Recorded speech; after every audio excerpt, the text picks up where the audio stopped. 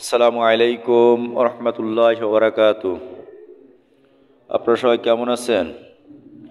আলহামদুলিল্লাহ, আলহামদুলিল্লাহ রব্বিল আলামিন।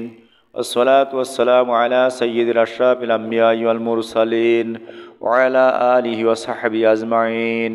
أما بعد فقد قال الله سبحانه وتعالى في كلامه المجيد والفرقانه الحميد: أعوذ بالله من الشيطان الرجيم.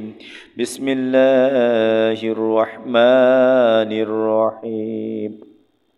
قل إن صلاتي ونسكي ومحياي ومماتي لله رب العالمين لا شريك له وبذلك أمرت وأنا أول المسلمين.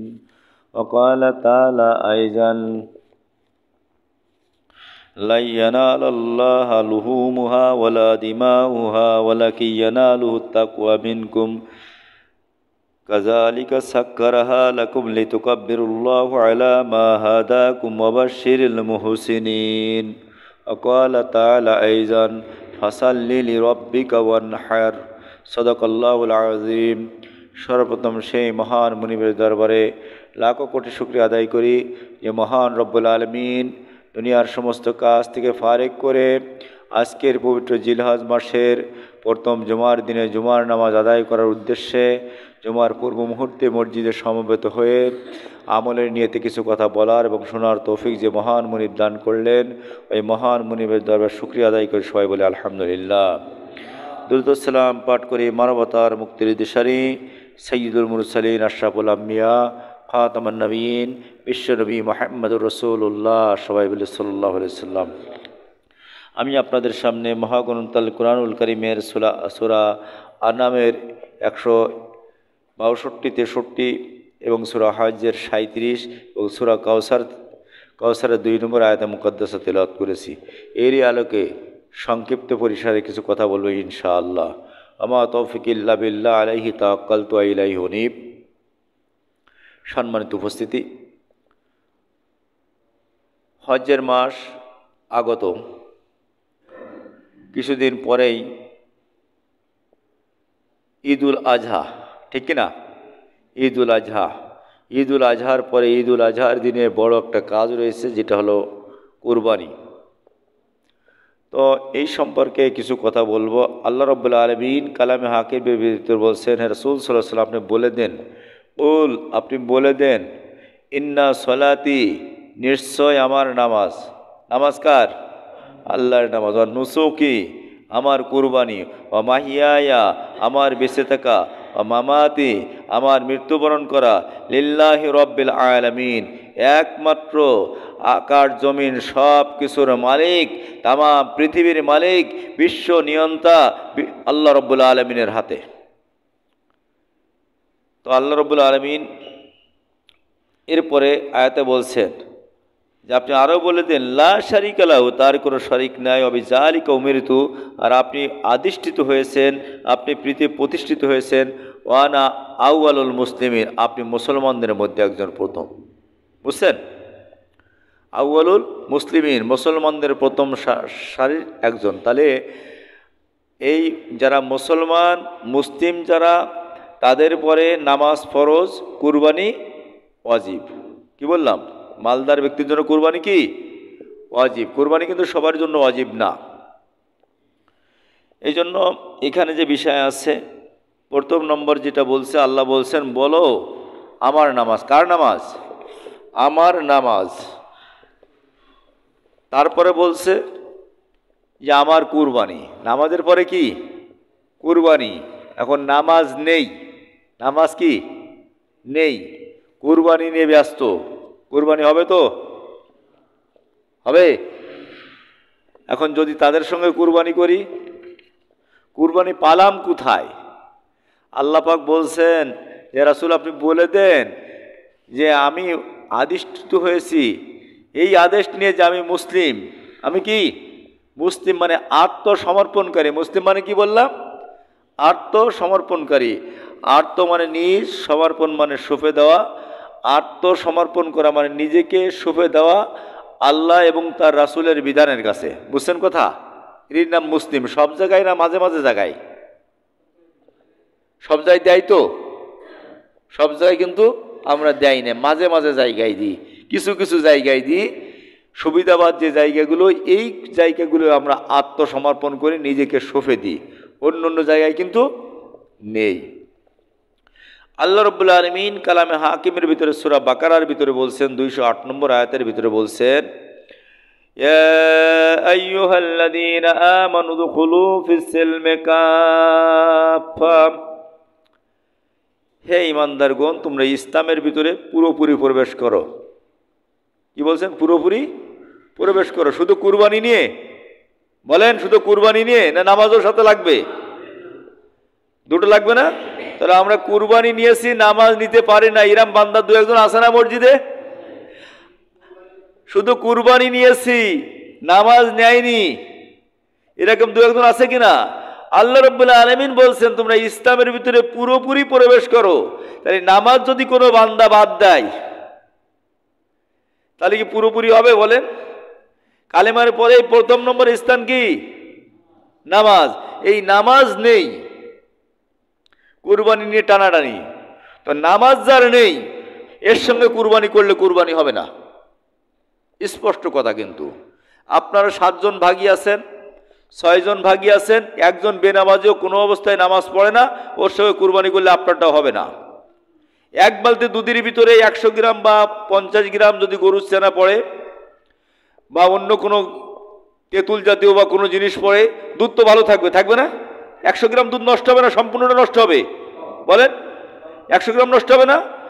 গরুর ছানা তো পড়েছে 100 গ্রাম বা 1 ফুটা 2 ফুটা, তা নষ্ট হলে তো 1-2 ফুটা নষ্ট হবে, হবে কি না? না সব নষ্ট হবে? সব নষ্ট হবে। আপনি বলতে পারেন ভাই আমার টাকা তো সই, আমি তো নামাজি লোক, রোজাদার লোক, আমি তো ইসলামের বিধিবিধান মানি, ইসলামী রাজনীতি করি, আল্লাহর জমিনে আল্লাহর দিন কায়েমের স্বপ্ন দেখি, ওই একটা লোকই সমস্যা। তো উনি ধরে নেন গরুর ছানা। কি বললাম? গরুর ছানা। এই গরুর ছানা ওর ভিতরে পড়তেছে 7টা ভাগের ভিতরে 7 কেজি দুধের ভিতরে 1 কেজি গরুর ছানা না, 1 ফুটা গরুর ছানা হবে? দুধ ভালো থাকবে? থাকবে না। এখন ওদের সঙ্গে কুরবানি করলে কি আপনার কুরবানি হবে? আমরা করি কিনা? তাহলে কুরবানি কি হচ্ছে? কুরবানি, এই যে কুরবানি ওয়াজিব বিষয়, কোথা থেকে পেয়েছি আমরা, কোথায় এসেছে? এই তো হজের মাস শুরু হয়েছে, জাতির পিতা ইব্রাহিম আলাইহিস সালাতু ওয়াস সালাম আল্লাহ রাব্বুল আলামিনের আদেশ পালনের জন্য আল্লাহ রাব্বুল আলামিন আদেশ করেন, ও ইব্রাহিম তুমি আমাকে কেমন ভালোবাসো তার নিদর্শন হিসেবে আমি তোমাকে পরীক্ষা করব। পরীক্ষার জন্য আল্লাহ রাব্বুল আলামিন বলল সব থেকে তোমার আদরের বস্তুকে কুরবানি করো। কি বললেন? আদরের বস্তুকে কুরবানি করো। এই আদরের বস্তুকে কুরবানি যখন করার কথা বললেন আল্লাহ রাব্বুল আলামিন বলার পরে ওনার তার বুঝতে বাকি থাকলো না যে আমার 86 বছরের বয়সে আমার একটা পুত্র সন্তান হয়েছে, এইটি হলো সব থেকে আদরের। উনি ওনাকে কুরবানি করার জন্য প্রস্তুতি নিয়ে ফেললেন। কি করলেন? কুরবানি করার জন্য প্রস্তুতি নিয়ে ফেললেন। পালাম্মা বালাগা মা'হু সা'য়া ক্বালা ইয়া বুনাইয়া ইন্নী আরা ফিল মানাম, উনি ওনার ছেলেকে বলছে, আমার আদরের ছেলে তুমি শোনো, আমি স্বপ্নে দেখেছি ইন্নী আসবাহুকা, আমি তোমাকে জবাই করতেছি। সন্তান বলছে ফাংজুর মাজা তারাম, আমার পিতা আপনি যা দেখেছেন স্বপ্নের ভিতরে এটা বাস্তবায়ন করেন। ক্বালা ইয়া আবাতি ফাল, বলছেন তুমি ওইটা বাস্তবায়ন করো, যদি বাস্তবায়ন করো তাহলে তুমি আমাকে ধৈর্যশীলদের ভিতরে পাবে। কিসের ভিতরে? ধৈর্যশীলদের ভিতরে পাবে। তার কারণ বাবাও নবী, ছেলেও নবী। বাবা স্বপ্ন দেখেছে ছেলেকে জবাই করতেছি, বিষয়টা ছেলের সামনে যখন প্রকাশ করেছে, ছেলে আমাদের ছেলে হলে কি বলতো, আব্বা আমি কুরবানি হতে পারবো না। ছেলে কি তাই বলেছে? ছেলে তা বলে নাই। ছেলে বলছেন সাতাজিদুনি ইনশাআল্লাহু মিনাস সাবিরিন, আপনি অবশ্যই আমাকে ধৈর্যশীলদের ভিতরে পাবেন। এরপরে যারা হজে গেছেন, ছাপা মারা ছাই করার পরে কঙ্কর নিক্ষেপ করতে হয়। কোথায়? কঙ্কর নিক্ষেপ করা লাগে না? লাগে কি না? কি জন্য? যে ওখানে শয়তান আছে, শয়তানের গায়ে কঙ্কর নিক্ষেপ করতে হয়। শয়তান দেখেছেন আপনারা কেউ? হাজী সাহেব যারা আছেন দেখেছেন শয়তান? সাক্ষাৎ হয়েছে কোনোদিন? কোন শয়তানের সঙ্গে সাক্ষাৎ হয়েছে? নেই। পথিকগণ অর্থাৎ ইসলামী বিধান পালনের জন্য, আল্লাহ প্রদত্ত আইন পালনের জন্য আল্লাহ প্রদত্ত আইন যখন পালন করতে গেছে, ইব্রাহিম আলাইহিস সালাম মাঝখানে শয়তানে বাধা দিয়েছে। শয়তান বাধা দেওয়ার পরে আল্লাহ রাব্বুল আলামিনকে খুশি করার জন্য ইব্রাহিম আলাইহিস সালাম ওই শয়তানের গায়ে পাথর নিক্ষেপ করেছে, শয়তান দূর হ। আল্লাহ রাব্বুল আলামিনের কাছে এইটা খুব ভালো লেগে গেছে। ভালো লেগে যাওয়ার পরে আল্লাহ রাব্বুল আলামিন আদেশ করেছেন, আজ থেকে কিয়ামত পর্যন্ত যত মানুষ মক্কা মদিনায় আসবে, তারা হজের উদ্দেশ্যে আসবে, উমরার উদ্দেশ্যে আসবে, তারা ছাপা মারা সাই করার পরে এখানে পাথরে নিক্ষেপ করে, এটা আমি আল্লাহ ওয়াজিব করে দিলাম। শয়তান আছে। অর্থাৎ বাংলার জমিন থেকে যখন মক্কা মদিনায় যখন আসছে হজ করার জন্য, হজের কাজ শেষ হয়ে গেছে, এখন এখান থেকে ট্রেনিং নেবে, এখান থেকে শিক্ষা নেবে। বাংলার জমিনে যখন যাব, যে শাহজালাল আন্তর্জাতিক বিমানবন্দরে যখন নামবো, নামার পরে আল্লাহর বিধান কায়েমের জন্য, কোরআনের রাজ কায়েমের পথে যারা বাধা দেবে, যারা ইসলামী বিধান পালনের মাঝে যারা বাধা দেবে, ওদেরকে পাথর মারবো। ওদেরকে কি করবো? পাথর মারবো। মারি তো পাথর না, ওদের সঙ্গে মিলেমিশে চলি, ওদের সঙ্গে মিলেমিশে চলি, পাথর মারি নিয়ে ওদের সঙ্গে মিলেমিশে চলি, ওদের সঙ্গে আত্মতা করে চলি। কাবা ঘর তওয়াফ করেছি আর বলেছি লাব্বাইক আল্লাহুম্মা লাব্বাইক লা শারীকা লাকা লাব্বাইক ইন্নাল হামদা ওয়ান নি'মাতা লাকা ওয়াল মুলক লা শারীকা লাক। বলেন না হাজী সাহেবরা, বলেছেন কিনা? আল্লাহ লাব্বাইক, আমি হাজির হয়েছি, তোমার দরবারে হাজির হয়েছি, তুমি আমার উপস্থিতি কবুল করো। লাব্বাইক আল্লাহুম্মা লাব্বাইক লা শারীকা লাকা লাব্বাইক। আল্লাহ কাবা করে উপস্থিত আমি সাক্ষ্য দিতে তোমার কোনো শরীক নেই। লা শারীকা লাকা লাব্বাইক ইন্নাল হামদা, সমস্ত প্রশংসা নিশ্চয় তোমার জন্য। নি'মাতা, যত নিয়ামত তুমি দিয়েছো সব হলো তোমার। লাকা ওয়াল মুলক, আর সমস্ত ক্ষমতার একচ্ছত্র অধিপতি হলেন তুমি। কোথায় বলতেছি? কাবার ময়দানে বলতেছি। কাবা ঘর তওয়াফ করতেছি, পৃথিবীর মুসলমানদের সব থেকে ধর্মীয় জায়গা কাবা ঘর তওয়াফ করতেছি, কাবার চত্বরে বেড়াচ্ছি আর এই কথা বলতেছি। বলে যখন ওখান থেকে জেদ্দা থেকে বিমানবন্দরে উঠে বাংলাদেশে আসলাম, বাংলাদেশে সেই শাহজালাল আন্তর্জাতিক বিমানবন্দরে নেমেই আমরা শুরু করে দিয়েছিলাম। কিছু কিছু দল আছে যারা বলে সকল ক্ষমতার উৎস আল্লাহ, ওদের নিবন্ধন বাতিল করে দাও, ওদের বিরুদ্ধে মামলা দাও। এরা মাঝি সাহেব নেই দুই একজন? এরা হাজী সাহেব দেখছেন আপনারা? হাজী সাহেব আছে কিনা? তাহলে কাবা করে বলে আসলাম একটা, বাংলাদেশে এসে করলাম আর একটা। কথাই বলে একটার, কাজে করে আর একটা। এদের কি বলে?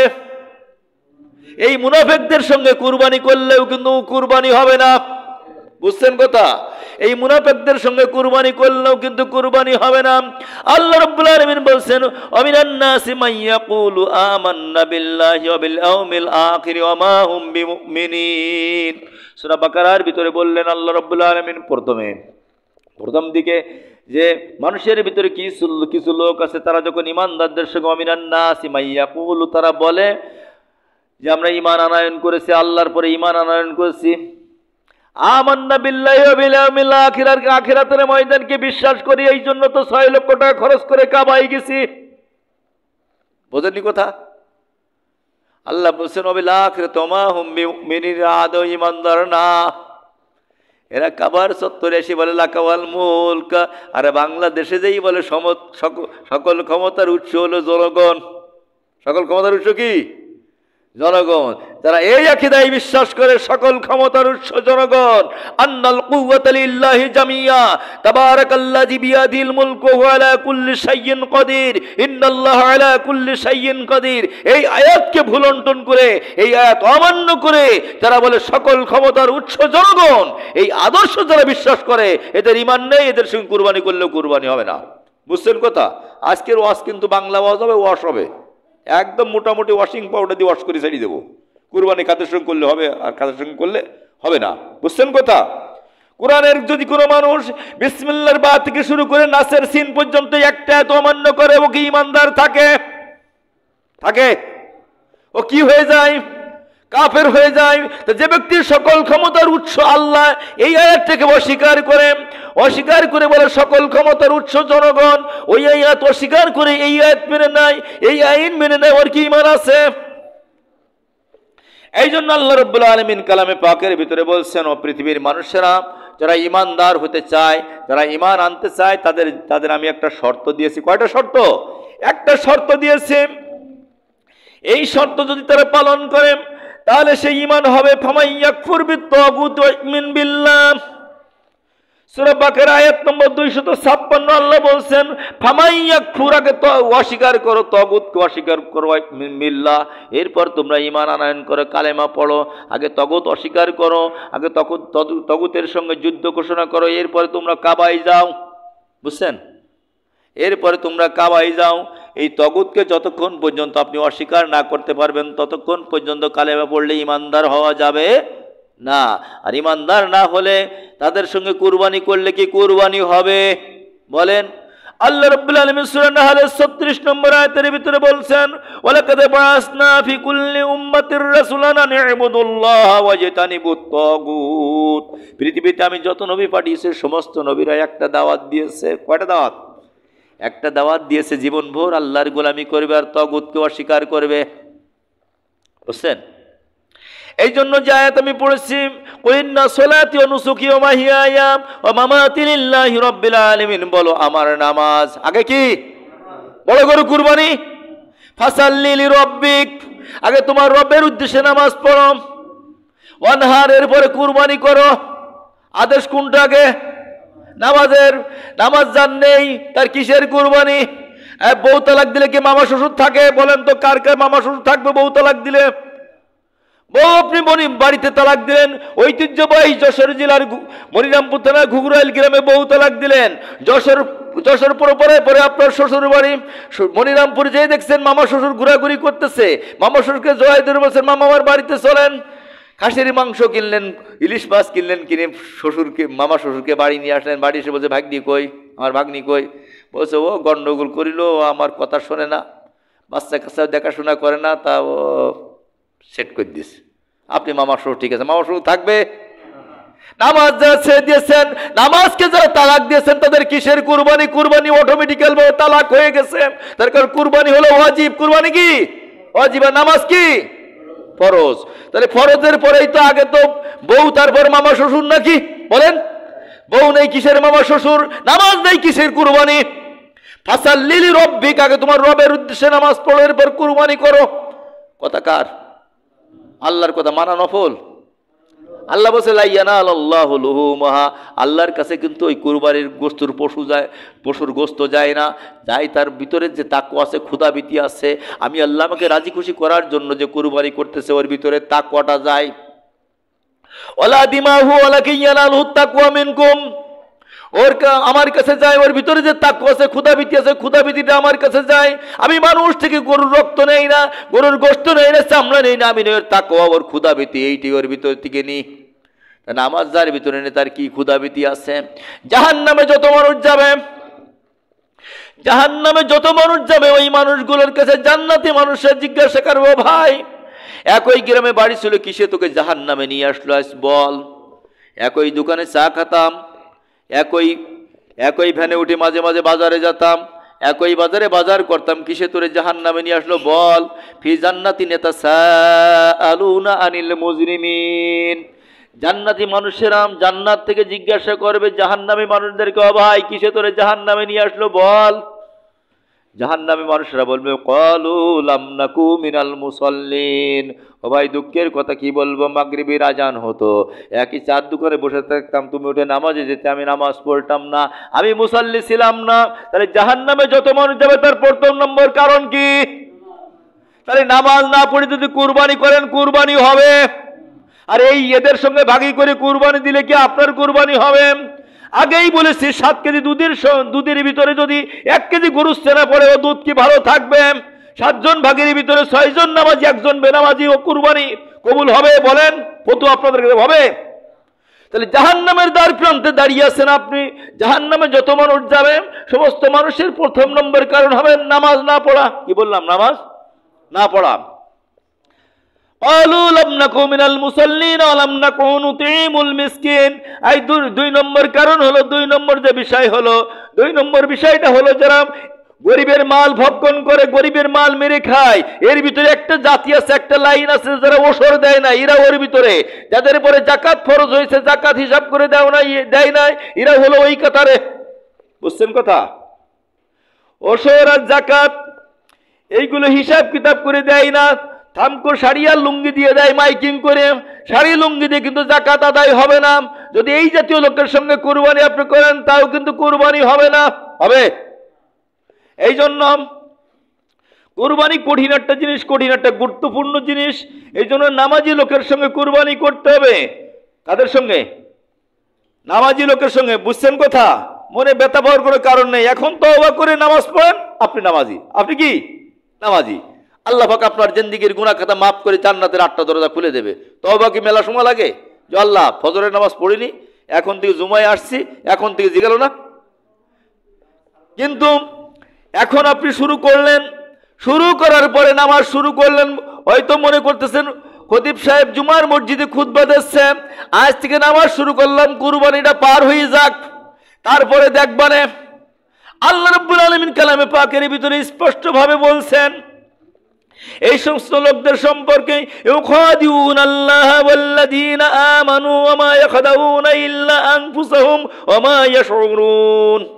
আল্লাহ বলছেন ইমানদারদেরকে ধোঁকা দেয়, আল্লাহ এবং ইমানদারদেরকে ধোঁকা দেয়। এর দ্বারা নিজেকে ছাড়া আর কাউকে ধোঁকা দিতে পারে না। নিজেই ক্ষতিগ্রস্ত হয়ে যায়, নিজের জাহান্নামের পথ বুলন্দ হয়ে যায়, নিজের জন্য জান্নাতের দরজা বন্ধ হয়ে জাহান্নামের দরজা খুলে যায়। মুনাফিকের কাতারে সে চলে যায়। কোন কাতারে? মুনাফিকের কাতারে চলে যায়। আর আল্লাহ রাব্বুল আলামিন মুনাফিক সম্পর্কে এত ভয়ঙ্কর তথ্য দিয়েছেন যা কাফের সম্পর্কে দেয় নাই। কালামে পাকের ভিতরে যত জায়গায় মুনাফিকের কথা আসছে, প্রত্যেক জায়গায় আল্লাহ পাক বলছেন যে আমি মুনাফিকদের জাহান্নাম উদ্বোধন করব। ইন্নাল্লাহ জামিউল মুনাফিকিনা ওয়াল কাফিরা ফি জাহান্নাম জামিয়া। এখানে দেখেন আগে বলছে মুনাফিকের কথা, আগে কি বলছে? মুনাফিকের কথা বলছেন। আমি মুনাফিকের কাফেরদেরকে জাহান্নামের ভিতরে একত্রিত করব। কোথায় একত্রিত করব? এরপরে দেখেন আর একটা বিষয় আল্লাহর নবী বলছেন আস-সালাতু মিফতাহুল জান্নাহ, নামাজ হলো জান্নাতের চাবি। কোথায়? কিসের চাবি? জান্নাতের চাবি। যারা এই বাজারের দোকানদার যারা আছেন, চাবি বাড়িতে রেখে আসছেন, এখন আমি মাল নেব, মাল কি দিতে পারবেন? চাবি তো বাংলার জমিনে বাংলাদেশে রেখে যাচ্ছেন, কবর দেশে যাই আপনি জান্নাতের তালা খুলবেন কিভাবে? বলেন কিভাবে খুলবেন? তালা না খুললে কি জান্নাতে যাওয়া যাবে? এই চাতাল মোড়ে যে দোকানগুলো আছে, এমন কোন দোকান নেই যে দোকানে 1 কোটি টাকার সম্পদ আছে? আছে? নেই। সর্বোচ্চ 2-5 লক্ষ টাকার মালামাল আছে সর্বোচ্চ। কিন্তু এই মালামালগুলো রক্ষণাবেক্ষণের জন্য 2-3টে তালা দেন। আবার নৈশ প্রহরী নিযুক্ত করে রেখেছেন, নৈশ প্রহরী যাতে ঠিকমতো দায়িত্ব পালন করবে কিনা এই জন্য প্রতিদিন দোকানদার একজন থাকে, থাকে কিনা? এত ডিউটি, এত সিকিউরিটি গার্ড দিয়ে আপনার অল্প টাকার সম্পদ আপনি রক্ষণাবেক্ষণের চিন্তা করেন। জান্নাত এত সুন্দর জায়গা যে জান্নাতের ভিতরে গেলে আর মানুষ কখনো বের হতে চাবে না, যে জান্নাতের জ্ঞান পৃথিবীর মানুষ কোনোদিন পায় না। এই জান্নাত যারা পাবে এরাই হলো সব থেকে সৌভাগ্যবান ব্যক্তি। ওই জান্নাতে কি তালা থাকবে না? তা তালা তো রেখে যাচ্ছেন বাংলাদেশে। কোথায়? আস-সালাতু মিফতাহুল জান্নাহ, নামাজ হলো জান্নাতের চাবি। তা তালা রেখে চাবি রেখে যাচ্ছেন বাংলাদেশে, ওখানে যে তালা খুলবেন কি দিয়ে? বলেন। কুরবানি দিয়ে। কুরবানি দিয়ে।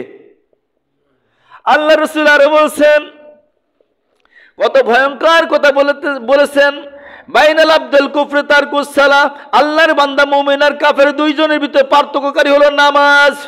আস-সালাতু ইমাদুদ্দিন, নামাজ হলো দিনের খুঁটি। কিসের খুঁটি? দিনের খুঁটি। আমরা যে মসজিদের ভিতরে বসে আছি, এই মসজিদের কলম সহ সব কিছু ভেঙে ফেলে দেন, ছাদটা কি থাকবে? বলেন, ছাদ থাকবে?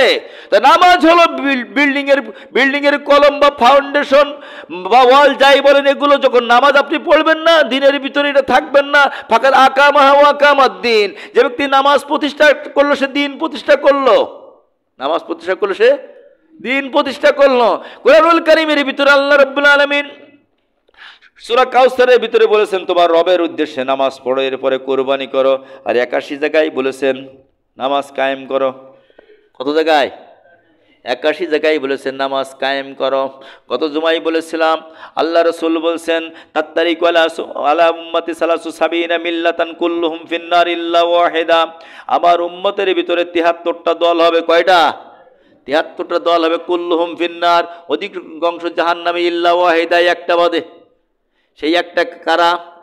সেই একটা কারাম, সেই একটা হলো যারা রাসূলের পদঙ্ক অনুসরণ করে, রাসূলের আদর্শ সমাজে বাস্তবায়ন করতে চায়, সকল ক্ষেত্রে রাসূলের সুন্নাহ মেনে চলে, আংশিক মানে না। সুবিধাবাদগুলো মানে না, সবগুলো মেনে নেয়। বোঝেন কথা, বোঝেন? এই জন্য আল্লাহ রাব্বুল আলামিন কালামে হাকিমের ভিতরে বলেছেন, দেখেন সূরা নিসা আয়াত নম্বর 150, ওখানে বলছেন যে কিছু কিছু মানুষ এমন আছে যারা বলে যে আমি তো কুরআনুল কারীমের কিছু মানি, ওয়ায়াকুলুনা নুমিনু বিবাদ, আমি তো কিছুর পরে ঈমান এনেছি, নাকফুরুনা বিবাদ, আর কিছু তো অস্বীকার করি। ইউরিদুনা ইয়াত্তাখিযু বাইনা যালিকা সাবিলা, আমি তো মধ্যম পন্থা অবলম্বন করে চলে হুজুর, যেদিকে পড়ে পানি ওইদিকে ধরো সাথে, এই জন্যে যে দল ক্ষমতা আসে ওই দলের সঙ্গে থাকে।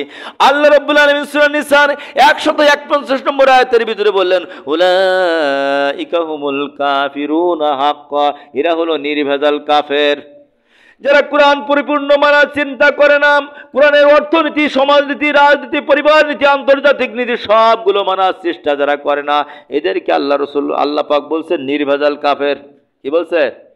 নির্ভেজাল কাফের। আল্লাহ রাব্বুল আলামিন সূরা বাকারার 85 নম্বর আয়াতের ভিতরে বলছেন, আফাতুমিনুনা বিবাদিল কিতাবি ওয়া তাকফুরুনা বিবাদ, ফামা জাযাউ মান ইয়াফআলু যালিকা মিনকুম ইল্লা খিজুন ফিল হায়াতিদ দুনিয়া ওয়া ইয়াউমাল কিয়ামাতি ইরাদ্দুনা ইলা শাদ্দিল আযাব। কুরআনুল কারীমের কিছু অংশ তোমরা মানবে, কিছুকে অস্বীকার করবে।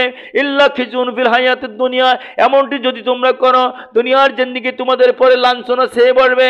ওয়া ইরাদ্দুনা ওয়া ইয়াউমাল কিয়ামাতি ইরাদ্দুনা ইলা শাদ্দিল আযাব, আর ময়দানে মহাশরে রয়েছে কঠিন শাস্তি। তাহলে কোরআন মানতে হবে কি? সম্পূর্ণ না অর্ধেক? অর্ধেক। যেগুলো আমার মতে আছে ওইগুলো না। এই জন্য হাত এবং পায়ে ধরে আরজ করব, আজ থেকে 5 ওয়াক্ত নামাজ ছেড়ে দেবো না। পারবো তো ইনশাল্লাহ? পারবো ইনশাল্লাহ? নামাজ কি বড় কঠিন কাজ, বড় কষ্টের কাজ? এই নামাজ যদি পড়েন আপনি, আপনার বাকি যে আমলগুলো আছে এই আমলগুলো সবই আল্লাহর দরবারে কবুল হবে। হবে কি না? হবে। এই জন্য গুনাহ মাফের উত্তম মাধ্যম হচ্ছে নামাজ। কিয়ামতের ময়দানে আল্লাহ রাব্বুল আলামিন প্রথম প্রশ্ন করবে বান্দার কাছে নামাজ সম্পর্কে। নামাজ হিসাব প্রথম নেবে। প্রথম হিসাব নেবে কিসের? নামাজের হিসাব নেবে। সেই নামাজই তো নেই। কুরবানি টানাটানি করলে তো হবে না? হবে? হবে না। এরপরে সময় হয়ে গেছে, সংক্ষিপ্ত পরিসরে একটু বলি। কুরবানি যে বিষয়টা, সেটা হলো 7 ভাগিতে গরু বা মহিষ, এগুলো উট, এগুলো 7 ভাগিতে কুরবানি করা যায়। আর ছাগল, বকরি, ভেড়া এগুলো একটাই 1 ভাগই। বুঝছেন? কয়টা? একটাই 1 ভাগই। তো এইভাবেই করবেন। আর ভাগিগুলো ভাগি নির্ধারণের কথা আলোচনার ভিতর হয়ে গেছে, কিভাবে করবেন। এইটে নিজের কুরবানি নিজে করাই উত্তম, করতে পারলে বেশি ভালো হয়। আর আমরা অনেক সময় গেলে কাগজে লিখে দিই যে হুজুর এই নামে কুরবানি করেন, এই নামে কুরবানি বলিনি, কাগজে লিখে দেয় অনেকে, এই নামে কুরবানি করেন। যদি কোনো ব্যক্তির নামে পশু কুরবানি করা হয়, ওই পশুর গোশত খাওয়া হারাম। কি বললাম? ওই পশুর গোশত খাওয়া হারাম। তাহলে কি হবে হুজুর? আমি তো 2 লক্ষ টাকা দিয়ে গরু কিনেছি হুজুর, কি হবে? আমার পক্ষ থেকে আল্লাহর নামে, আমার পক্ষ থেকে আল্লাহর নামে, আমার নামে না, আমার পক্ষ থেকে আল্লাহর নামে। বুঝছেন কথা? আমার পরিবারের পক্ষ থেকে বা আমার পক্ষ থেকে বা আমার আব্বার পক্ষ থেকে বা আমার আম্মার পক্ষ থেকে আল্লাহর নামে কুরবানি হবে। কার নামে? আল্লাহর নামে। এ ভুল আমরা করব না। এরপরে আমরা অনেক সময় দেখি যে নিজেরা পারি না, অন্য লোকদের গোশ কাটাইনি, তো গোশ কাটাই কে লাস্টে কি হলো, 2 কেজি গোশ দিয়ে দিলাম, ভাই নিয়ে যাও মূল্য। এর দ্বারা কুরবানি আদায় হবে না, কুরবানি আদায় হবে না। ওকে পরিশ্রম দিতে হবে, পরিশ্রম যেটা আছে সেইটা দিতে হবে। বুঝছেন কথা? আপনি যদি কুরবানির গোশকে বিক্রয় করা যায়, তাহলে আপনি যখন ওর পারিশ্রমিক হিসেবে 2 কেজি গোশ দিয়ে দিলেন, ওটা বিক্রি হলো না? বিক্রি হলো কিনা? আর বিক্রি করলে একটা অংশ বিক্রি করলে কি কুরবানি হবে? হতে বলেন? হবে না। এই জন্য এটা আমরা করব না। আর এরপরে আরেকটা বিষয়, কুরবানির যে গোশ আছে এই গোশটা 3 ভাগ করে নেওয়া উত্তম। 3 ভাগ করে 1 ভাগ লিল্লাহিয়াত, গরিব, মিসকিন, অসহায়, দুস্থ লোক যারা আছে তাদের মাঝে বন্টন করতে হবে। বুঝছেন কথা? আর যদি এমন পরিবার হয় যে সংসারের লোক আছে 20 জন, কয়জন? 20 জন, একটা ছাগল জবি করেছে, গোশ হয়েছে 5 কেজি বা 4 কেজি, ও এক ওক্তে শোধ। বুঝছেন? এর না দিলেও চলবে, এর না দিলেও চলবে, কিন্তু গরিবের হক মারি ফ্রিজ ফ্রি রাখবেন, হবে না। বুঝছেন? হবে? হবে না। আল্লাহ দেখে কিন্তু অন্তরের খবর। কিসের খবর? অন্তরের খবর। এই জন্য আমাদের কুরবানি কবুল হোক, এটা চাই কিনা? চাই কিনা? আল্লাহ কবুল করি, সকলে বলেন আমিন। এই জন্য আমরা এটা দেখবো। আর নিখুঁত কুরবানি, আমার কাছে প্রায় কয়েকজন ফোন করে, হুজুর গরু শীত টেসু কুরবানি করলে হবে কিনা? আমি বললাম, আপনি কি গরু আর দেশে পাচ্ছেন না? শীত টেসু গরু কিনবেন, আপনি বস্তা জিজ্ঞাসা করতেছেন, জন্মেতে শীত টেসু বিকলাঙ্গ, আপনি সেইটি কিনবেন? গরু দেশে আর পাচ্ছেন না, গরুর কি অভাব হয়ে গেছে? তো এই জাতীয় কাজ আমরা করবো না। খুদ যে গরুর খুদ আছে, যে পশুর খুদ আছে, এই পশুগুলো আমরা কুরাই করব না, বুঝছেন? এগুলো করব না। আর যে চামড়া, এই চামড়া, গরুর একটা চামড়া হয় না কুরবানির পরে, হয় কি না? এই চামড়াটা বিক্রয় করে আমরা গরিব মিসকিন যারা আছে তাদের মাঝে বন্টন করব। তারপরে অথবা যেখানে যে সমস্ত প্রতিষ্ঠানে লিল্লা বোর্ডিং আছে ওই সমস্ত প্রতিষ্ঠানে দিয়ে দিবেন, দিয়ে দিলে ওটা চলে যাবে। যেখানে লিল্লা বোর্ডিং নাই, যে সমস্ত মাদ্রাসায়, ওখানে চামড়া দিলে আপনার কুরবানি আদায় হবে না, কুরবানি আদায় হবে না।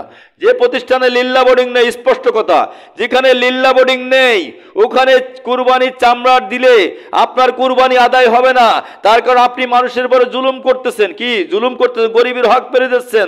ওই প্রতিষ্ঠানে গরিব বাচ্চারা আছে, এতিম বাচ্চারা আছে, ওদের জন্য আপনি লিল্লা বোর্ডিংই দেন, হবে। যেখানে লিল্লা বোর্ডিং নেই। আর আমি যেহেতু মিডিয়ার সামনে কথা বলতেছি, আমি বলবো বাংলাদেশ থেকে যেন এইরকম কোনো কুলাঙ্গার সন্তান যেখানে লিল্লা বোর্ডিং নেই ওখান থেকে যেন চামড়া আদায় না করে, চামড়া আদায় না করে।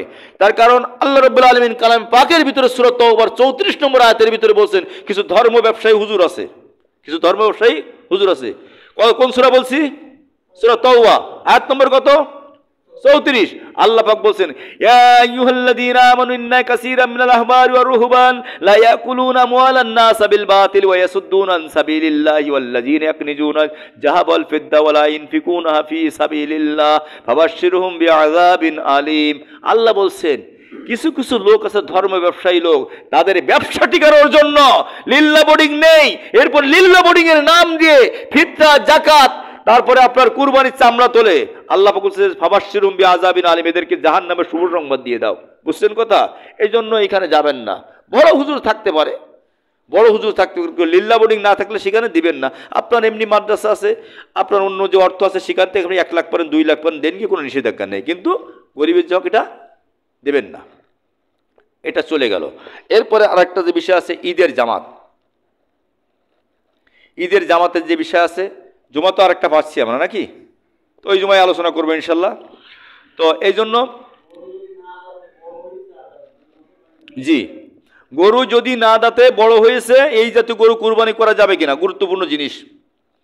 যদি আপনার বাড়ির বাছুর হয়, বাড়ির গরু হয়, আর আপনার যদি দিন তারিখ একদম ওই জন্ম নিবন্ধনের তারিখের মতো মুখস্থ থাকে যে 2 বছর পূর্ণ হয়েছে, তাহলে ওর দ্বারা কুরবানি হবে।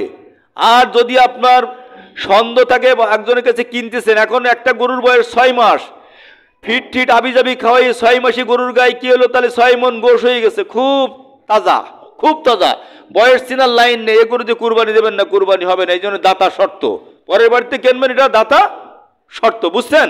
যদি আপনার বাড়িতে হয়, আপনার বাড়িতে হয়, তাহলে আপনার যদি তারিখ নির্ধারিত থাকে যে হ্যাঁ আমার 2 বছর পূর্ণ হয়ে গেছে, দাঁতিনি, ওটা কুরবানি হবে। আর কারো কোনো কিছু জানার বিষয় আছে কিনা? আছে কারো কোনো জানার বিষয়? তাহলে এই জন্য এটা দেখবেন, দাতা গরু তো পাওয়া যায়, আপনিও কিনতে যাবেন কেন? কুরবানি পরে আর গোশ বিক্রি হবে না? এই মুসলমানের কি কুরবানিতে গোশ খেয়ে বন্ধ করে নেন, এর পরেও খায়, সারা বছর খায় না? তাহলে আপনার গরু আপনি মিথ্যা কথা বলে কুরবানির সময় বিক্রি করে 2 বছর পুরিনি কি 1.5 বছর বয়স আপনি ফিট খাওয়াইছেন বা হাবিজাবি খাওয়াইছেন, নারিশ টারিশ হাবিজাবি খাওয়াই স্বাস্থ্য শরীর বানায়, বলতেছেন ভাই 7 মণ ওজন হয়েছে, তো 2 বছর পুরিয়ে গেছে, নিয়ে যান। আপনি তো জাহান্নামে গেছেন, ওদেরও নেছেন সাথে, বোঝেন কথা? তার কারণ ওর পরে যে গরুর দাম গোশ হয়েছে 7 মণ, পরে বিক্রি করলে টাকা হবে না? হবে কি না? হবে। তাহলে আপনি পরে বেছেন, ওটা মিথ্যা কথা বলার দরকার কি? তার কারণ আমাদের বাচ্চাদের জন্ম নিবন্ধন করে, তাই অনেক সময় দিন তারিখ 1-2 দিন উল্টো পাল্টা হয়ে যায়, ভালো টিকার কাটপাট পাওয়া যায় না, অনেক কিছু এরকম হয় কিনা? আমরা যারা আছি আমাদের তো আসলে ওইভাবে নির্ধারিত না। এখন আমাদের বাচ্চাদের নির্ধারিত আছে, আর গরু তো আলাদা কথা, গরু তো আলাদা কথা।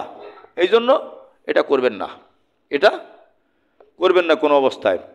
তো যে কথাগুলো বললাম, আল্লাহ রাব্বুল আলামিন আমি সহ আমাদের সকলের বাস্তব জীবনে আমল করার তৌফিক দান, সকলে বলেন আমিন।